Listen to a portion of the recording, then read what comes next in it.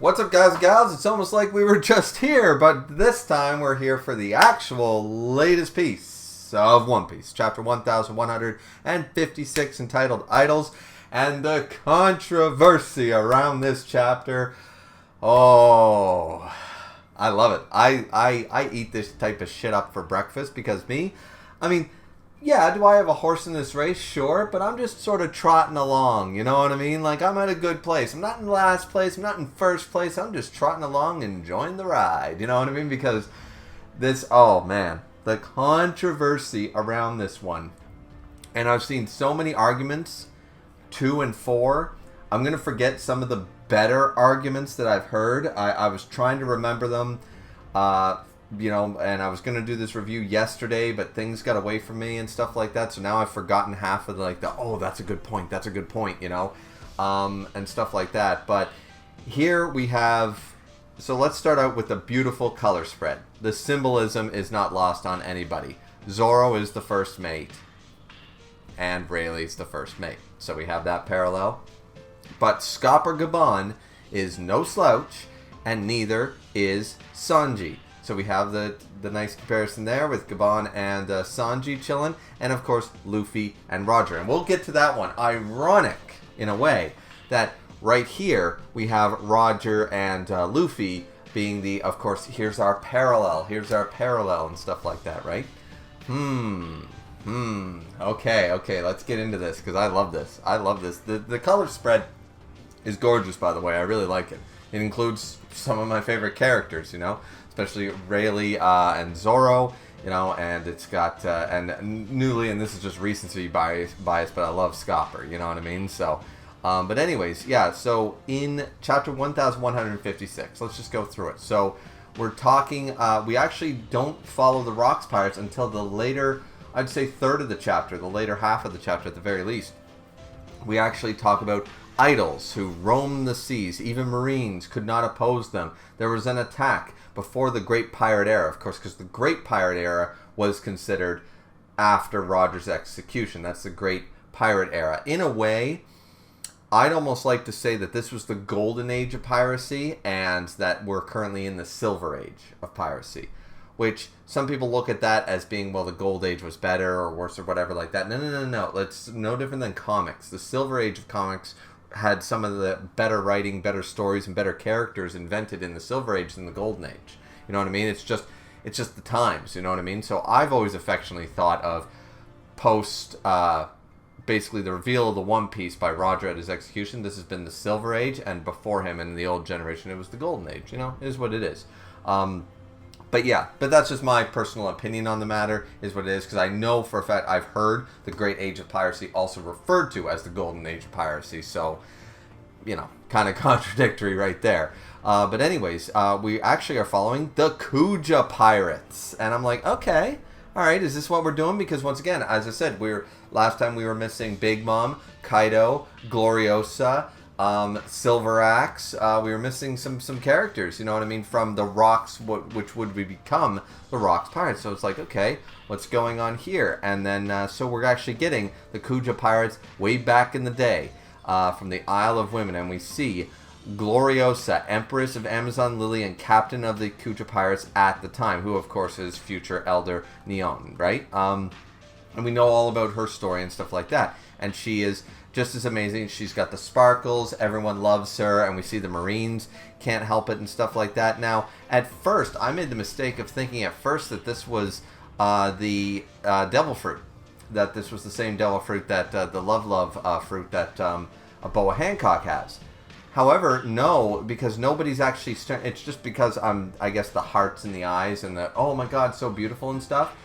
It's the love fruit is the whole stone turning thing, but no, they're just so captivated by her because she's just that goddamn gorgeous and stuff. I'm like, all right, I actually kind of like this. This is cool that like almost all the empresses, to basically be the empress, you've got to be able to stop men dead in their tracks. You know what I mean?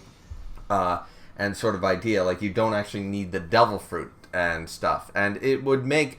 I realized my mistake the moment I thought this after my first read through. I'm just letting you guys know when I first read it. I said, okay, she must have the, like, you know, she's the predecessor and stuff like that. So she had that devil fruit. But wait, she's still alive. So how would Boa have... You know what I mean? And nobody seems to know Blackbeard's method and stuff like that. So I'm like, okay, so I was wrong just starting off. But she's just that gorgeous and stuff like that, right? So we see all that. Then we see Triotoma, who's the other Empress of Amazon Lily after...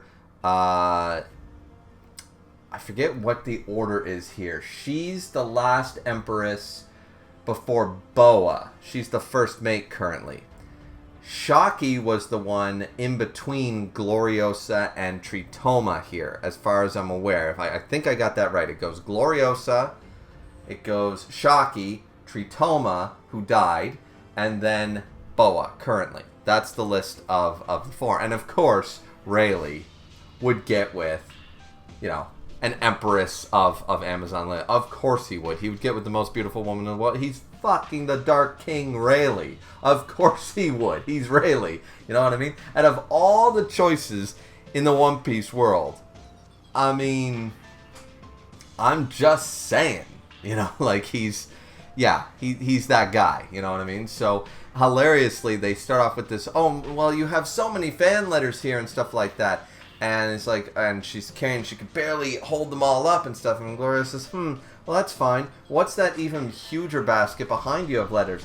Oh, those are for Shaki. Wait, what? Shaki's here and stuff like that?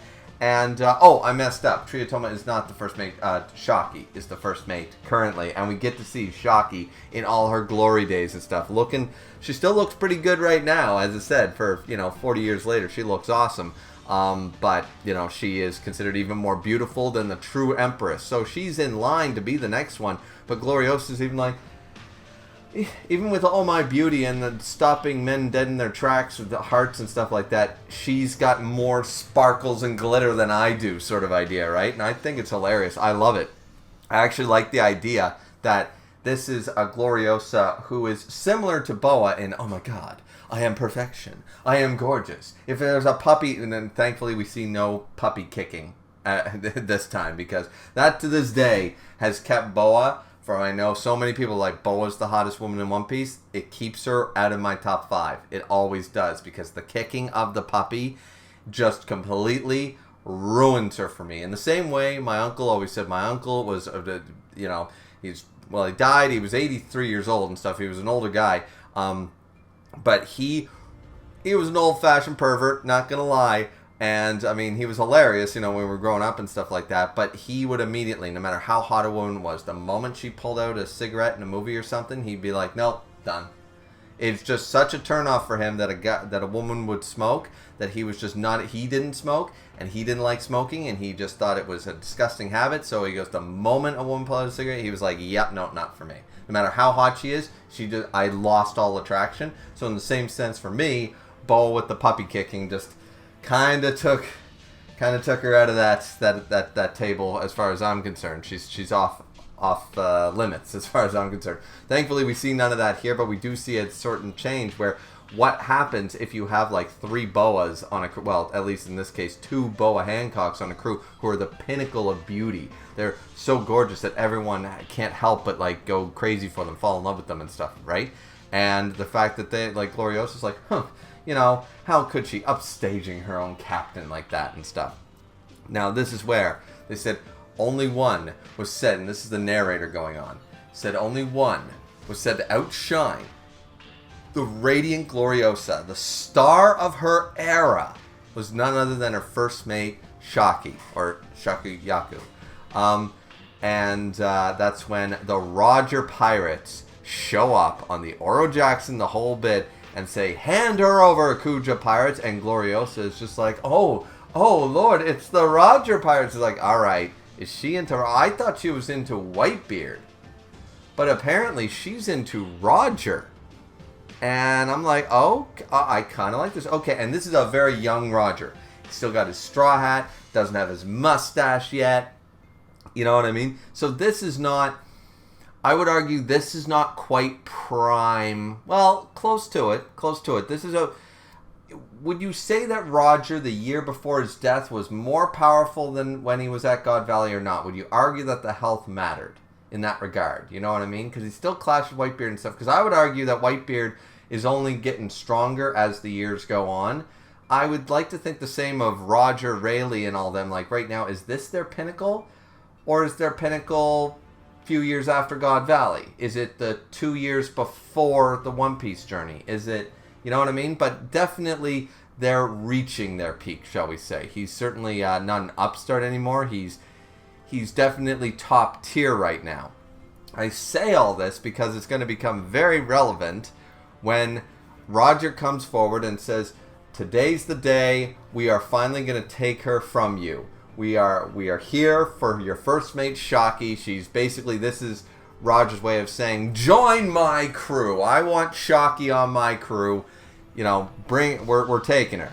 You know what I mean? Now, is this a challenge to a Davy bag fight, or is this just a straight up we're going to submit sort of idea? This is very, once again, what Rocks does, and we've seen Luffy do this, so we're seeing the parallels. Like, these guys never, Luffy, Roger, and Rocks, never take no for an answer. They're like, I want Harold. But you've got literally Shiki and Whitebeard and Big. No. I want Harold, and I'm not taking no. Luffy, Jinbei, join my crew. Not yet, but I said so. You know, and eventually Jinbei gave in. But you know what I mean? It's like, oh, Brook, join my crew. But we don't want, no, he's joining our crew. Frankie, join my crew. Robin, don't give a fuck, you want to die. Join my crew. Luffy goes out of his way to make, actually, nobody has wanted to join his crew, when you think about it. Zoro is the only one who actually somewhat agreed. He chased Nami down to the point of insanity. As Usopp pointed out in Water 7, is like, you just sort of invited me along and I said, oh, it's my dream to be on the crew, but I didn't want to. He didn't respect Luffy as a captain yet and stuff like that, so that one's kind of odd. Nami he chased down.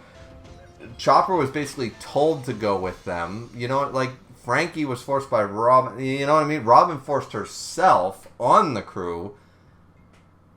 Brook was asked and just said, yeah, sure. So realistically, the only ones who fully agreed immediately was literally Brook. That was about it. Brook was the only one who was like, join my crew. Yeah, sure.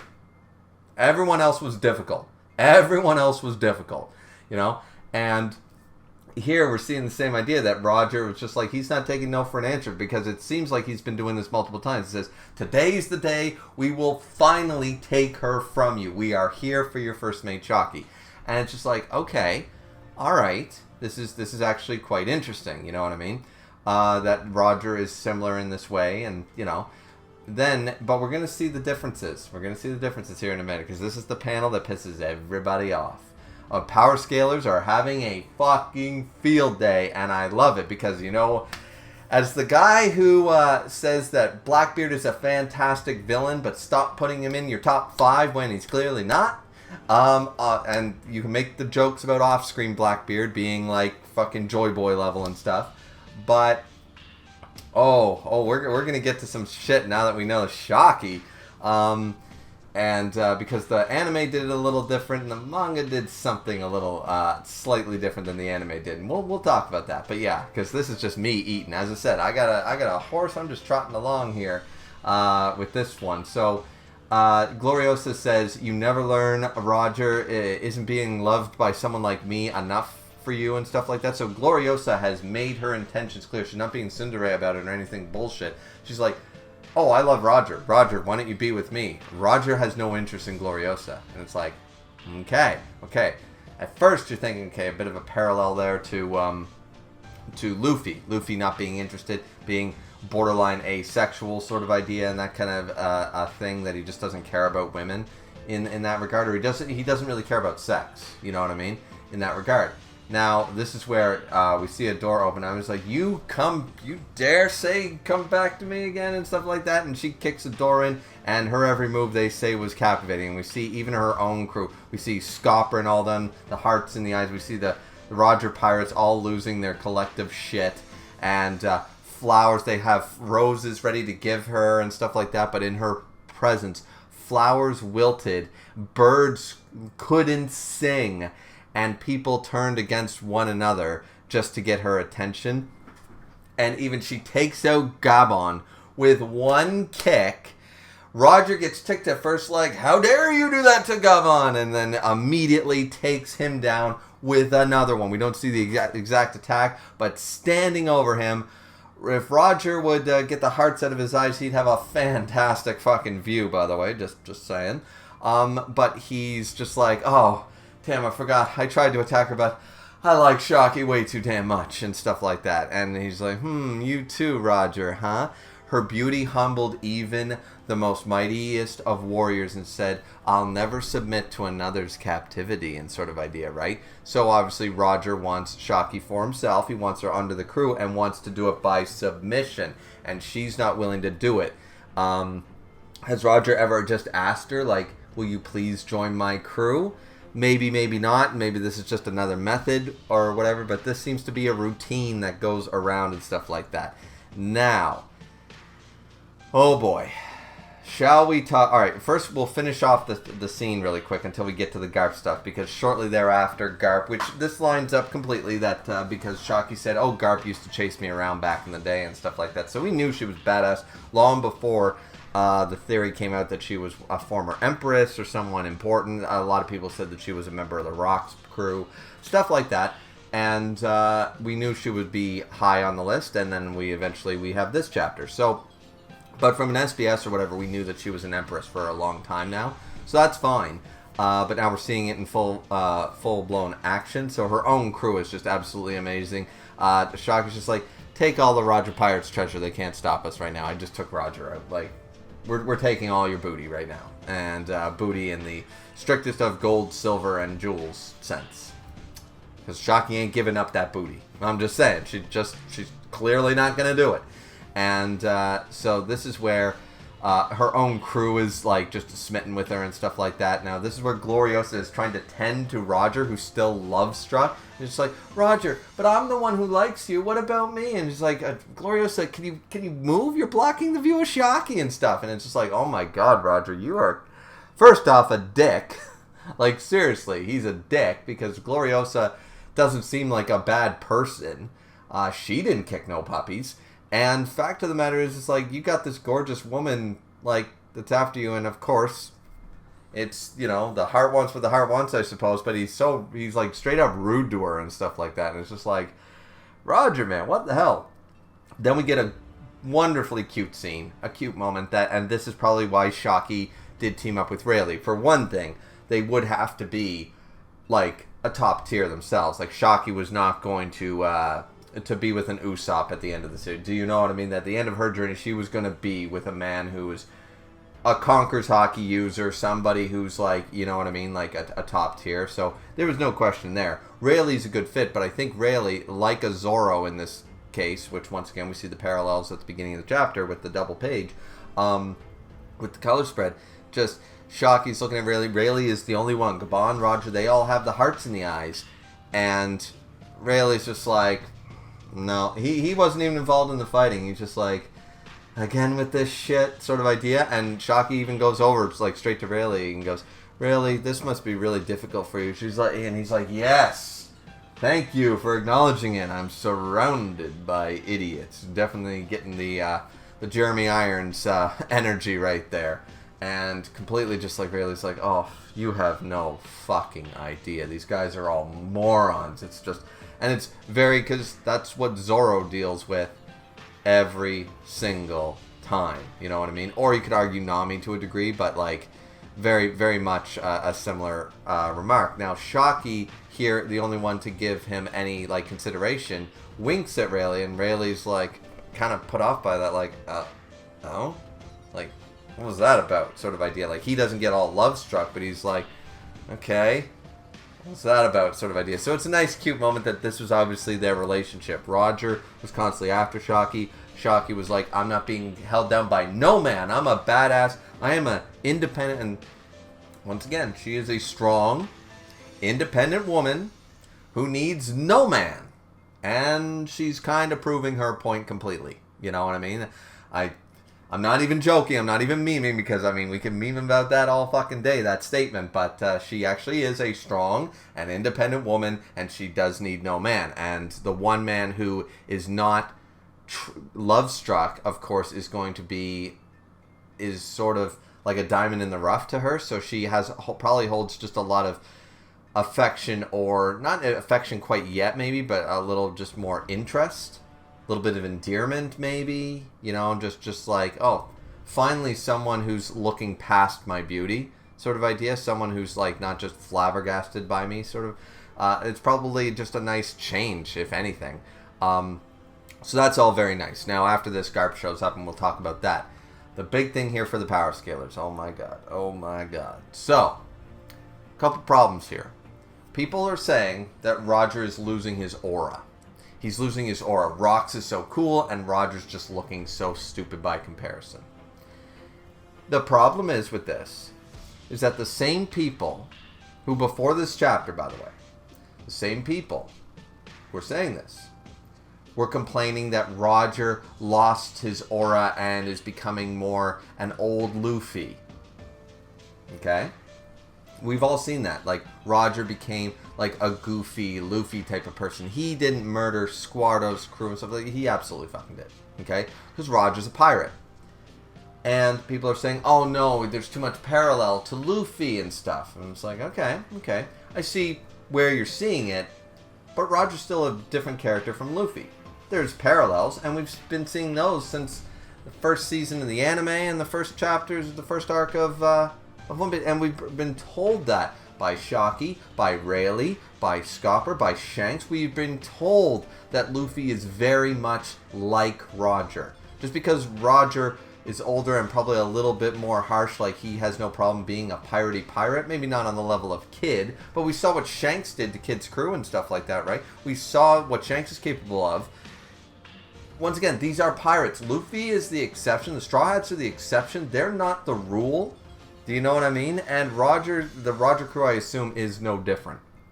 That when push comes to shove, they will straight up take a crew down. You know what I mean? Very much like Shanks did to the Kid Pirates, right?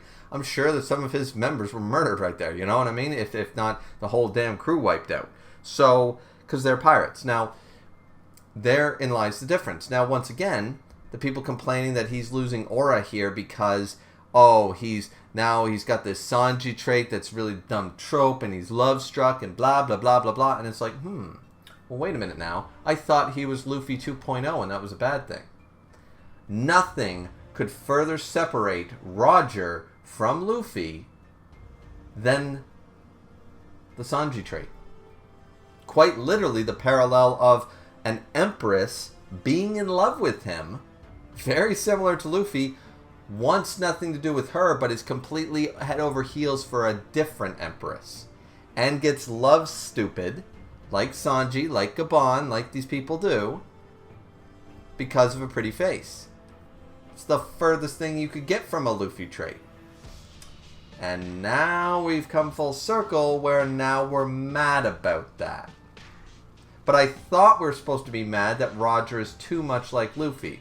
So we get a chapter where he does something completely anti-Luffy, minus 100 Luffy trait, and we're mad about that. So what I'm hearing is, you people are never satisfied. I don't know. Like, nobody's ever fucking satisfied here. So yeah, because I have no problem with this for a couple of reasons. First and foremost, as I said, it does take away from the fact that Roger is not the same person as Luffy. They have parallels, they have similarities, but they are not the same two people. This showcases that. There's no indication that Roger wasn't into women. You know, he had the intention of having a son. He fell in love with Rouge, obviously, and stuff like that. There was no indication that Roger was not interested like that, that he was that similar to Luffy. Then we also have the idea here that, oh, well, Shocky managed to take him down. Well, Shocky was considered she's an empress. She would be on warlord level, at least, like from a power scaling perspective, Shocky would be a total badass. We've always known she's a badass, so why do people care that we're getting this scene where she's actually able to go toe-to-toe with Roger? I don't really see the issue. And the third and more important point, this is very much a Nami scene. This is comedy. Okay? Like, should not be taken that. So you can have it both. either way you want. But if you're going to be unhappy with either explanation, then once again, then I can't help you. The left hand, no. Right hand, no. Well, I ran out of hands, guys. I don't know what you want from me. Do you know what I mean? If you reject both, I got something behind my, I got this or this. Which one do you want? Neither. Oh, well, then fuck you. You're not getting a present at all. You know what I mean? So this could easily be, you can either take this seriously, which I do to a degree. I think Shockey could actually, because she took out Gabon, and now she did, and Roger noticed that Roger is trying, but if you notice the, shakiness of him, he's like, how dare you do that? So Roger obviously can't bring himself to go full-on attack, Conqueror's Hockey, anything like that against Shockey. Shockey is absolutely taking advantage of that, but I don't see the issue there. So once again, Shockey is a top-tier pirate in the golden age of piracy. No issues, as far as I'm concerned. Did anybody... Rayleigh's wife is a badass. I'm not seeing the problem. And then, on top of that, if you don't like that one, you can go the comedy angle that she's basically just doing the whole beating up Luffy and Sanji and everybody Nami style. You can literally just draw that conclusion that this was more for a joke, like when Nami beat the ever-loving shit out of Luffy and told Jinbei to fuck off, and Jinbei went, does Nami have Conqueror's Hockey? What the hell? That was comedy. That was comedic effect, right? Because obviously Nami has no chance of actually beating the shit out of Luffy. But for comedic effect, we show Nami being stronger and being able to kick the crap out of him all the time. So either way, both explanations work. I think this works for comedy, but also showcases that Shockey was a top-tier pirate back in her day. Once again, no issues. We dropped the parallels completely to a Luffy clone. That's a good thing. We got to see Shockey in action. That's badass. And my favorite part about all this is the fact that when Rayleigh went up to Blackbeard and said, fuck off, give me back my daughter and leave this goddamn island, right? When he came there and did that and showed off his Conqueror's Hockey and made Blackbeard shit his absolute pants... and then he claimed, in the manga, with Shockey when they all left, it's very unlikely I'd be able to take Blackbeard head on right now, my reputation is what did it. I, once again, am 100% behind the fact that right now, Rayleigh, in his older age, probably 9 times out of 10 loses to Blackbeard. Stamina's a thing, and he would probably lose. Now, would he take Blackbeard's arm or something? Yeah, Blackbeard does not get out of that unscathed, but in a straight on, the chances that Rayleigh would straight up win, even at the cost of his own life, the probability is very highly against him. And I agree with that. But when he said this, in the manga, Shockey gets the ellipses. Just looks, smoking her cigarette, almost like she doesn't buy it, or a combination of, yeah, well, I was right here too, by the way. The two of us could have taken him down. Sort of is now that we've seen this, I'm going to go off on a limb and say Rayleigh and Shockey together absolutely make Blackbeard shit his pants. You know what I mean? If they tag teamed him, once again, we have no evidence that Blackbeard, I'm sure he does, but to this day, Blackbeard has not shown Conqueror's Hockey. Okay?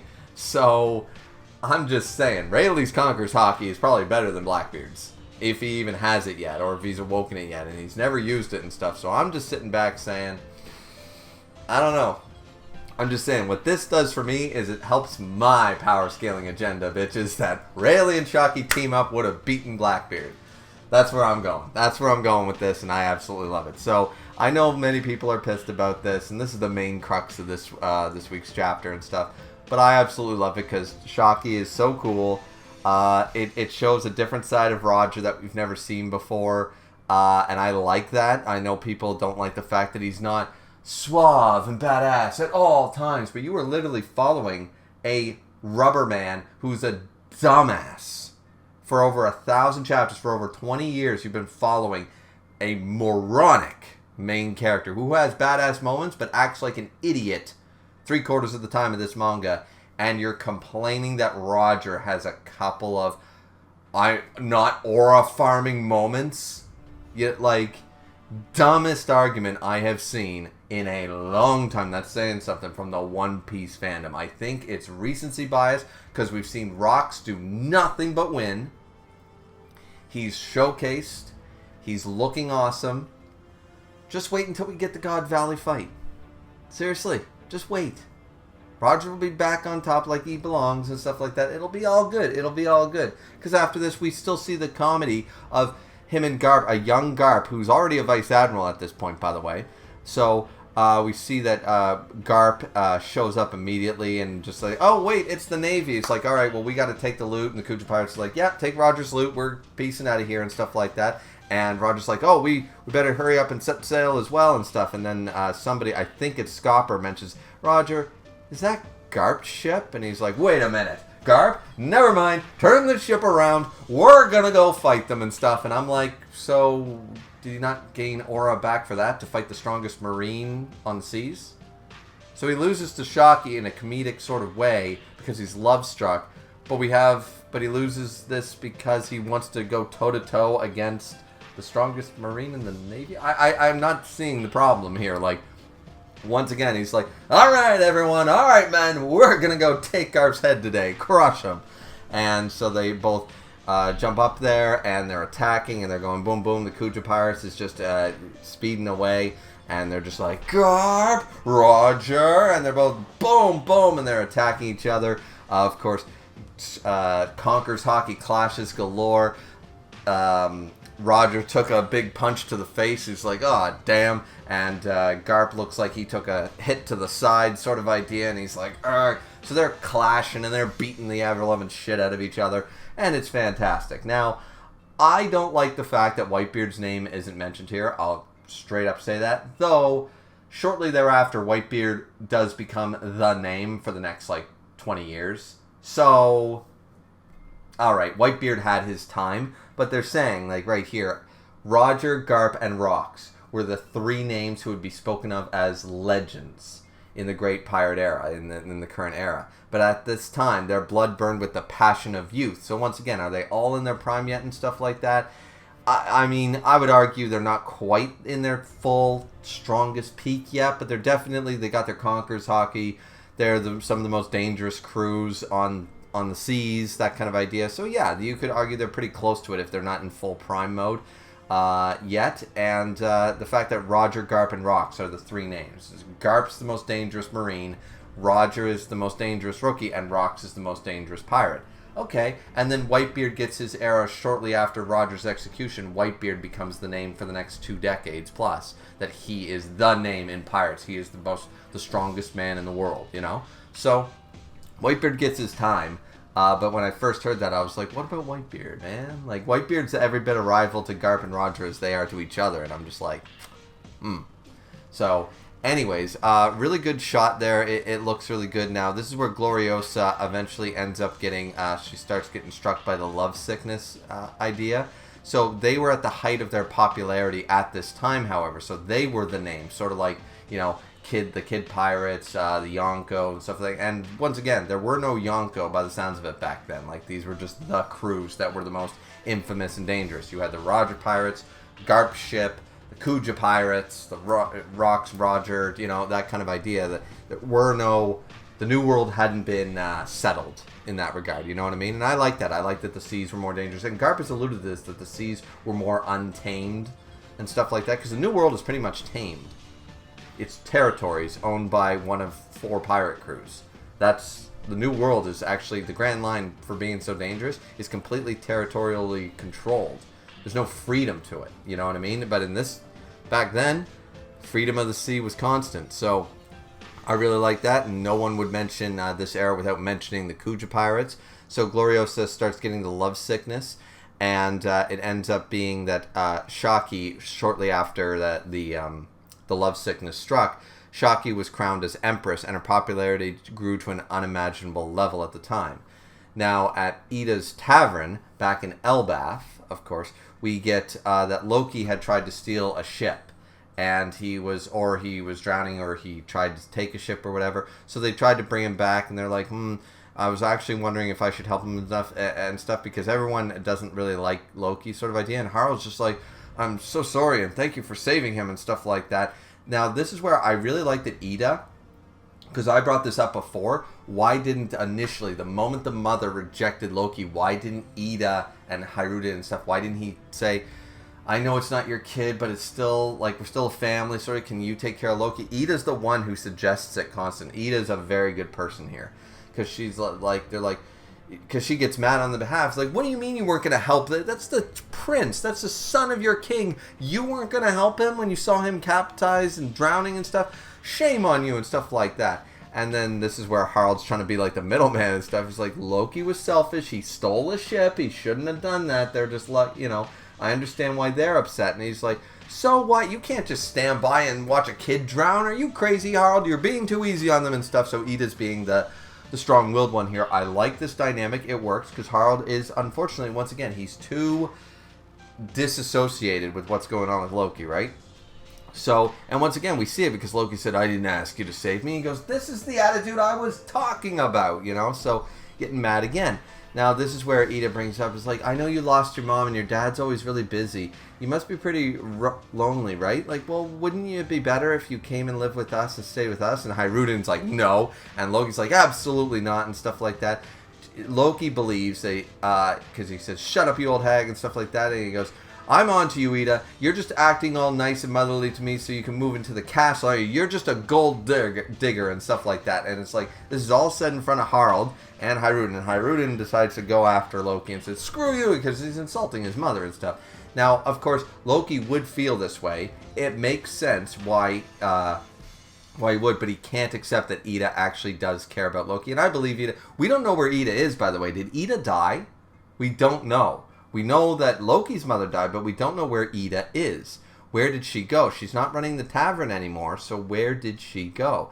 Now, this Harald even says, like, what you said is unacceptable. You apologize right now. You can't just say things like that to Ida, Loki, and stuff.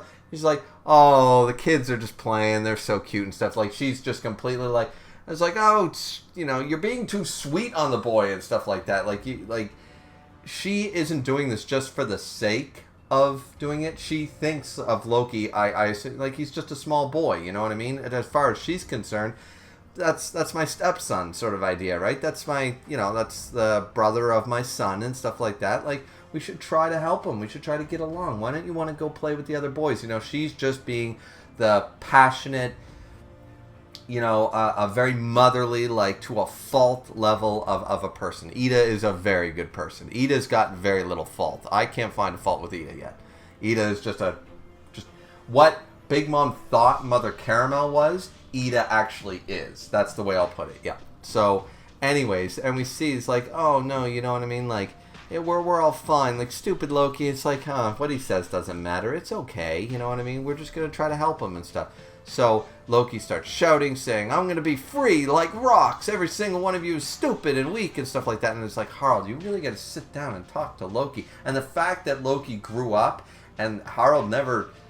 Why didn't you take him with you and try to teach him some humility? Because Harald was just like Loki before he met Ida and stuff like that. And it was like, you know, maybe Loki could have met someone out there in the world. Harald should have used his... This is where, once again, Harald's not the best dad, because Harald's own experiences literally should have influenced the way he was going to parent Loki, and realize he sounds just like I was back then. Puny humans, weaklings, stuff like that. Maybe I should take him out on some voyages and teach him some... what humanity is all about, and some humility. Maybe he'll meet a girl. Maybe he'll make friends. Maybe whatever. Obviously, he's not having a good time here. Maybe I should take him with me, you know? Why did that never cross Harald's mind is absolutely beyond me, you know what I mean? But anyways, so every time apparently Rox tried to come recruit Harald, Loki would ask him to join the crew and stuff like that, and he's just like, nope, and every time. So now after several months, so we can assume almost up to about a year, but over half a year later, after Hadjinosa, which does not have the classic skull face on the island yet, Rock's crew did take over the island, and we can assume that this is all happening concurrently. You know what I mean? So Rox's crew took over the island at the same time that Roger was trying to recruit Shocky, and him and Garp were clashing all the time. Like, we can assume that this is all happening basically around the same time. And So this is where somebody shows up, and it's actually Silveraxe, or his name Future Silveraxe, but he's actually the rival of Shiki. Shows up to Hajinosu saying, I'm here to join the Rocks Pirates, and all the guys are like, the Rocks Pirates are the all-stars of evil and the kings of the ocean and stuff. So they're all holed up in that boulder over there, but you'll never make it there. You'll be dead and robbed and, whatever, before you even reach the base of there and stuff like that, right? You're dead meat and stuff. Now, they completely end up realizing that this is Kyo the Hitman, Shiki's rival. So the strong tended, and the narrator comes on to say the strong just naturally gathered around rocks, similar to like Luffy's power that Mihawk said is the most dangerous on the sea, is that sometimes strength invites conflict, but sometimes strength mixed with charisma gathers more strength, in a positive way. So Rocks, for all his evil and all his faults, he is trying to take down a dictatorship government that is definitely very wrong, and he's trying to make their lives a living hell. And multiple people are joining up with them. Really, how bad is Rocks? When we're really sitting down and considering this, I haven't seen Rocks exactly I'm just saying, what has he actually done yet? That's been so horrific or so evil or whatever like that. Outside of what normal pirates would do. I've seen Kid try to kill innocent people. Kid has done worse things on screen or attempted to than Rocks so far, is all I'm trying to point out, right? And anyway, so Kyo the Hitman, or Kyo the Wicked, who eventually becomes the future Silveraxe, and he's got a giant axe, of course he does. He's got a badass design. He looks awesome. He's apparently Shiki's rival and stuff, so he gathered around. Rocks used his bombing, his blow-up power sword, whatever. As I said, is that a devil fruit, or is that just his natural hockey is explosive or something like that? Maybe he's just got, his hockey's unique where it explodes on impact because it's just so condensed or something. I'm sure Oda will explain it eventually, but his swordsmanship just blows shit up. He initially was the one to make the two eyes in the pirate, in the island sort of idea, to make the skull shape and stuff. So he just says, well, this is such a great place and stuff like that. So Rocks is there saying, all right, so crew, and this we see Captain John has joined officially. Charlotte Linlin is here now, so is Kaido and stuff. So the Rocks Pirates are officially all together as far as we know, except for Gloriosa. And obviously Gloriosa must have teamed up with them to attempt to get to Roger for whatever reason, right? Because we still don't see, Gloriosa has not joined here yet. But we do see that Rocks says, all right, crew, listen up. There are 2 devil fruits that I'm after. Now, we don't know which ones these are, but one is obviously the legendary fruit that was in the treasure chest, the one that Loki apparently ate. Now, did Loki actually eat this? Does he have that? We don't know. But one of them is most likely on Elbaf, as he says, and it'll only show its true power if Harald is the one to eat it. So there's no good if he goes for the devil fruit and steals it. He needs, apparently, it'll only show its true power if Harald eats it. Why? Is it because ancient giant blood? That's the prevailing theory, and I can't think of a better reason or another reason other than that. So I would definitely go with that one. And then Captain John says, what about those Galera folks, the frozen army of giants and stuff, right? Big Mom is who has her network already set up at this point, because she's in her late 20s, I think, right now. Yeah, because she's in her hot form, so she's in her late 20s, maybe early 30s. I think she'd be late 20s right now, 25, 26. I'm not sure, actually. You can check the dates. I'm sure they line up or whatever. But so she's got her network tracking down, and so she has already established her big, giant information network and stuff like that. It's already up and running, so she's trying to figure out this army of frozen giants and stuff. So maybe whatever this devil fruit is that Rocks is after, it's the key to when they find the giants to unlocking the giants or whatever like that, right? They're the ones to, that's why and he even mentions, that's why we need Harald. He's the current king of Elbaf. But what does that have to do with the devil fruit? So they find this frozen army of giants. They even bring up, Whitebeard says, what good are a bunch of frozen corpses right now? Now, obviously, they can be revived to be the ultimate army. But Harald is the only one they'll clearly listen to because he's king. what's the devil fruit got to do with it? Is it the only thing I can come up with is that the devil fruit is the key to to thawing them, to waking them back up. However, why would Harold specifically need to do that? And I've heard a couple of theories. One of the good ones that I kind of like is Moria's fruit. Gecko Moria's fruit would be a way to, but I don't know how they would wake up, but I guess thaw the giants, and even if they're dead, like Whitebeard claims, they're corpses. But you could put shadows in them, and then go forth with the army of these giants, I suppose. It's not a bad one. I've heard that, of course, the Nika fruit is being thrown around, obviously. You know, this one's an odd one.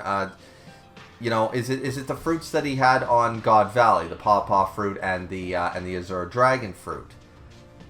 Maybe. Is it? Could it be even Marco the Phoenix? Could it be the Phoenix fruit? You know, because of the regen capabilities. Is it the Op Nomi? Because it's always the Op Nomi. You know, I'm curious as to which one that Rox wants 2 devil fruits specifically, one of which Harold needs to eat and is on Elbaf specifically. There's probably something very specific here, and it's probably, I'm just going to go on a limb and say one of the 2 devil fruits we haven't actually heard of yet. Like, we don't know the name of it. It's not in the story yet. Whether it's the one that Loki ate, or whatever like that, it's not a devil fruit that we've actually, like, you can go on Wikipedia and search it up. It's not a revealed, Oda hasn't revealed at least one of them, if not both of them yet. I'm going to go off on that limb instead of theorizing. I'm going to say that both of these devil fruits that Rox is after, neither one has been revealed yet in the story. I'm going to go with that one. Of course, the Yami Yami Nomi is an obvious pick, you know, because it's Blackbeard's fruit, you know. But, yeah, I like the idea that it's 2 brand new devil fruits. So I'm going to go with that. And we do see another guy, this pirate, this fishman, Barbell, who says, you know, is just like, well, even if we've managed to bring them back to life, they're not going to listen. And he's like, that's why Harold and stuff like that. And the young Kaido here is just like, can't we just force them into submission? We can do the same thing to that Harold guy, too. We can force him to join us and listen to us and stuff. Now, this is where Rox, once again, is more like a Luffy or a Roger. Very similar. He's not this crazy evil person. He's actually seemingly a little less evil than his future son, because he's like, never say that again, Kaido, you brat. You know, Harold's my good buddy. I'll crush you if you ever say something so stupid again. He goes, we're not going to go attack Harold. Harold's a good guy, and, you know, I asked him to join. He has the right to say no, sort of idea. Like, he's respecting Harold. He's like, Harold's my friend. Just because we don't see eye to eye does not mean I want to force him into slavery, sort of idea, or force him to join my crew. Like, I'm not doing that shit. Like, he's my good friend. He's my good pal. Even if Harold doesn't view him that way. But Harold never apparently rejects him from seeing him on Elbaf. He feeds him and he, you know, here's food and drink. Let's have a feast. Let's have a good time. But no, I'm not joining your fucking crew. You know? So, Rox is very much, this is very Roger Luffy sort of idea. Like, how dare you, don't you dare attack my friend. Don't you say a bad word about my friends. You know? Rox is actually getting kind of endearing, and I think this is where the whole aura farming lost. Like, Roger's lost the aura and Rox gained the aura, and I think it's just recency bias, because I don't think anybody expected Rox to be as charismatic as this. You know what I mean? I certainly didn't, and I like it though. I like that Rox is not straight up just Frieza level evil, you know? He's just not. He's got a plan, and it's a good plan to take down the government, which is evil. That I don't think anybody is going to remark that Celestial Dragons, Emu, the Gorosei, and the world government as a whole is an evil organization, and it should be destroyed. Rox is trying to attempt to do that. Now, you can argue with his methods, fighting fire with fire sort of idea, chaos for chaos, but if it works, I'm just saying, you know what I mean? So, now this is where, like, they're just like, alright, well, we're not going to do that, so Kaido, shut up, and sort of idea. Now, this is where Captain John says, right, well, like, let's just hold off on that till we cash out a little bit more. You got that? You know, sort of idea, because he says, we just got this island. Do you want to turn it into a ruin already? A group like this is bound to implode sooner or later, but now is not the time. We gotta cash out while the getting's good. Like, this is all fantastic right now. And John's not wrong. Like, he's saying the same thing that Whitebeard said and stuff like that. The fact that this crew got together, it took them 4 years total since the inception of even starting this to get Pirate Island. They finally got it. It's been almost a year, and he's managed to keep them all together for this glorious plan. But even Captain John's like, there's still a timer on that. We're not going to wait for 20 years. So the fact that it held together this long is still remarkable to me. 5 fucking years. But we get the final page of the chapter. Big double page spread. The Rocks Pirates are official. We see all of them. We see Streusen. Streusen was actually a part of it. We see Shiki, Whitebeard, Wang Ji, Stussy, Don Marlon Brando. We got Kaido. We have the Beast. We got Big Mom. We got Captain John. The only one missing, as I said, is Gloriosa, who was probably only a member for a short time on the God Valley incident, and that was probably pretty much it. But still, that's the only member that I can see that's missing right. Well, Silver Axe is there. So, and Wang Ji is there. So I think it's just Silver Axe and Gloriosa who are left to be official members that we know of that were part of the crew. And this is where I guess his plan really is to take down the Holy Land, and they're all for it. So he's probably told them all exactly what the Holy Land is like, and all about Emu and the Flower Room and stuff like that. So he's like, Elbaf is the key to bringing down the Holy Land. So if any of you don't like that, you can go. So he immediately, so now that the crew has been formed, and now it's been 5 years, they have the Pirate Paradise, here's my plan, here's what we're going to do, but you can leave now. So my idea about the honor binding people like Shiki and Whitebeard and stuff due to the Davy back fight is probably, this is where the announcement is that none of you have to be here anymore. I've gotten, we've gotten this far though, don't you want to see it through? So but it's your choice if you want to stand with me on the day of destiny. If you've got the guts, follow me and we'll take the world summit, or I'll take the world. And I think this is just where, when the crew is officially formed, I think this is where most of them who might have been obligated, like Shiki or Whitebeard due to the Davy back fight, they might have been obligated to stay due to that, but at this point, now that the crew has officially been formed and stuff, they just want to see how this shit plays out. They're just like, it's turning the world upside down. Why not give them a hand to do it? You know what I mean? And as I said, if, from everything we know about these people, most of them would not be cool with learning all the stuff that Rox knows about Mary Joa and taking down the Holy Land. For guys like Shiki and Kaido, just sounds like a chaotic adventure. Like, oh, that'll cause a bunch of damage, and because we're bastard sort of idea, you know what I mean? We're evil like that. And for guys like Whitebeard and Stussy and potentially Captain John and stuff, it's more like, this is kind of a little bit of an injustice, and they should be held accountable sort of idea. Maybe there's something along those lines. Some of them probably don't like slavery. Big Mom, for example, even though, like, most people in Totland, you got to remember, most people from Totland are actually there somewhat, well, they don't mind the lifestyle. They like the protection, and Totland treats them pretty good and stuff. So there's a lot here to try to understand the motivation of each person and why they stayed with Rox for so long, how they were so patient, and there was no backstabbing. Not so much Whitebeard, honorable Whitebeard, but why didn't, Shiki try to, kill Rox in his sleep 95 times? Maybe he did, we don't know. But, yeah, either way, it's a great double-page spread, a fantastic chapter, so much power scaling to go over, so much crap with the Stussy, with the Shocky stuff, and so many people very upset by the Shocky stuff, obviously, and the Roger stuff, but me personally, I don't see an issue with it. You can take it as Shocky is literally just that she was a top tier. I don't see a problem with her being a top tier. And or you can take it with the comedy route, or a combination of both things. It was power scaling mixed with comedy. Either way, it works in all three versions. Either option 1, option 2, or a hybrid of both. It works every single way, so I don't understand the problem the community currently has. But I love this chapter. I thought the chapter was great, just like the last chapter. We're finally caught up.